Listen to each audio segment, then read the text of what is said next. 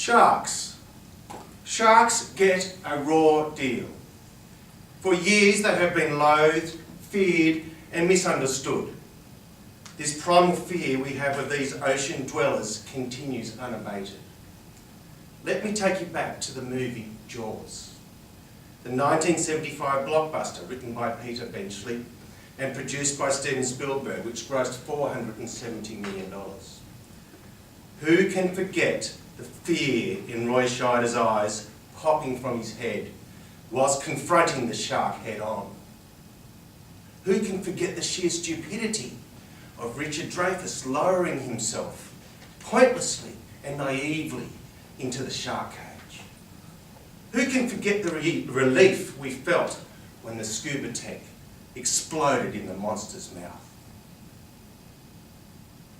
Even John Williams' eerie theme song arouses fear, or at least nervousness, in any listener to this day. Since the movie was released, no longer do we swim without images of a shark's gaping jaw or heightened fear of an attack or a gruesome death at the hands of one of these sea monsters. Let us fast forward to July 2001. There was a shark attack in Florida of an 8-year-old boy who had his arm bitten off. His uncle wrestled the shark by its tail to the shore, killed it and retrieved the arm from its gut. The arm was then stitched back on. However, there were complications, severe blood loss, and this threatened the boy's survival. The media loved this story. Daily, the news of shark attacks, the news of shark sightings, and the news of the 8-year-old's struggle for survival dominated the TV and newspapers. It was the third most popular story in the USA of that year.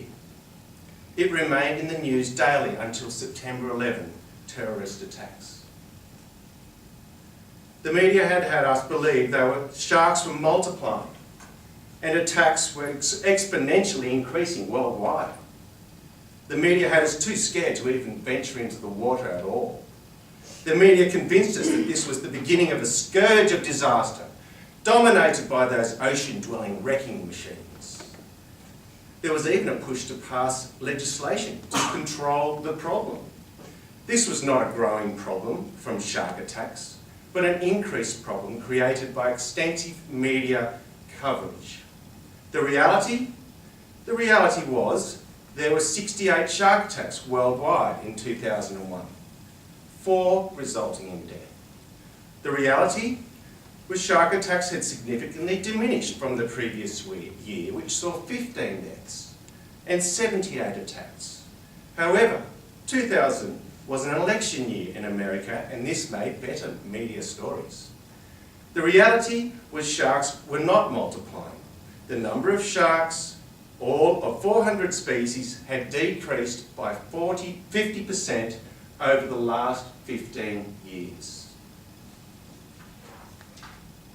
In 2001, Time magazine ran a cover story on sharks entitled "The Summer of the Shark." In 2002, the UK Guardian ran a story headed "Great White Panic Grips Sydney." And just last week in Reunion, an article read, "Shark Slices Girl in Half."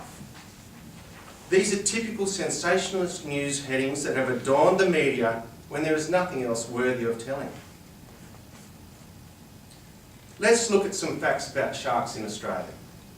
Fact: no great white has been seen in Sydney Harbour before or since 2002. Fact: the last death in Sydney Harbour was in 1963 from a bull shark attack. Fact: there has only been 14 fatalities from shark attacks in Australia in the last 10 years. In the same period, there has been 16,000 deaths from car accidents. You have much more chance of dying from lightning strike, car accident or heart disease than a shark attack. But we fear a shark more than any motor vehicle or lightning strike or a donut. Fear not the shark next time you dare to venture into the ocean. but fear driving your car in a lightning storm whilst eating yet another donut. Give the shark a break.